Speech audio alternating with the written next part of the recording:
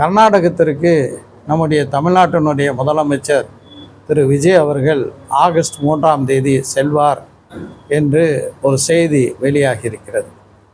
ஏற்கனவே பல்வேறு முதலமைச்சர்கள், தமிழ்நாட்டை ஆண்ட பல்வேறு முதலமைச்சர்கள், அது முத்தமிழறிஞர் கலைஞராக இருக்கட்டும், எம்ஜிஆராக இருக்கட்டும், செல்வி ஜெயலலிதாவாக இருக்கட்டும், அனைவரும் கர்நாடக முதலமைச்சருடன் கடந்த காலங்களில் பேச்சுவார்த்தை நடத்தி அது காவேரி விஷயத்தில் ஒரு நியாயத்தை வழங்காததின் காரணமாக தான் இந்த தீர்ப்பாயத்திற்கு சென்றது. தீர்ப்பாயமும் ஒரு தீர்ப்பை கொடுத்து விட்டது. அந்த தீர்ப்பாயத்தினுடைய முடிவை ஏற்றுக்கொள்ள இந்த நிலையில் கர்நாடகம் இருக்கின்றது. இப்போதும் கூட காவேரி நதிநீர் மேலாண்மை குழு தமிழ்நாட்டுக்கு தண்ணி திறந்து விட வேண்டும் என்று உத்தரவிட்ட பிறகு இதற்கு எதிராக மேல்முறையீடு செய்வோம் என்று கர்நாடகம் அறிவித்திருக்கிறது. இன்றைக்கு நம்முடைய டெல்டா மாவட்டங்களில் இந்த குறுவை சாகுபடி பொய்த்து போனது காரணமாக கிட்டத்தட்ட 2500 கோடி ரூபாய் விவசாயிகளுக்கு இழப்பு ஏற்பட்டிருக்கின்றது என்று மதிப்பிடப்படுகிறது. இங்கே கருகி இருக்கக்கூடிய பகுதிகளை, அதாவது டெல்டா மாவட்டங்களுக்கு வருகை தந்து நம்முடைய தமிழ்நாட்டினுடைய முதலமைச்சர் அவர்கள் இங்கு விவசாயிகளுடைய கண்ணீர் கதைகளை, இங்கு நல்ல பசுமையாக இருந்த வயல்வெளிகள் எல்லாம் இன்று வறண்டு கிடக்கக்கூடிய இந்த காட்சியை பார்ப்பதற்கு விஜய் வர வேண்டும். அல்லது குறைந்தபட்சம் கர்நாடகத்தினுடைய முதலமைச்சர் சிவகுமார் ஹெலிகாப்டர் மூலமாக நம்முடைய முதலமைச்சர் அழைத்து செல்வேன் என்று சொல்கிறார்.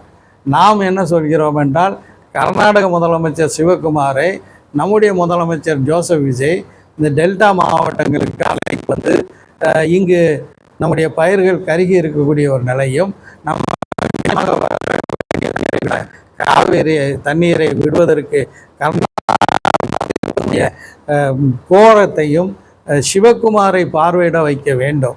இது இல்லாமல் கர்நாடகத்திற்கு முதலமைச்சர் விஜய் செல்வது தேவையில்லாத ஒரு செயல் என்பது எங்களுடைய கருத்து.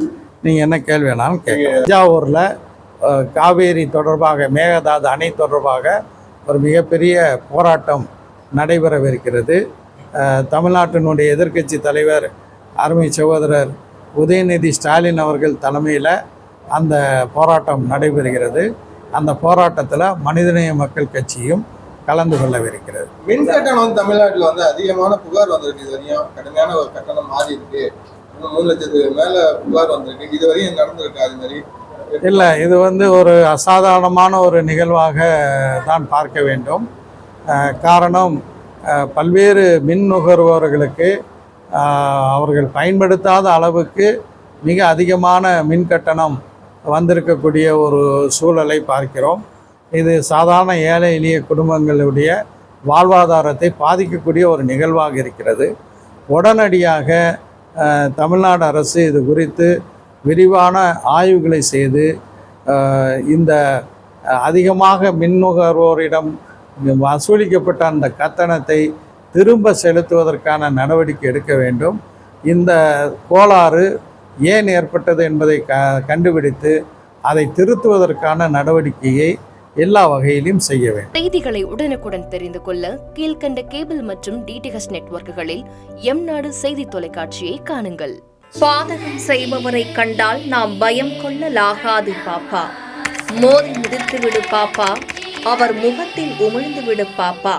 அண்மை செய்திகளை உடனுக்குடன் தெரிந்து கொள்ள இணைந்திருங்கள் எம்நாடு தொலைக்காட்சியுடன்.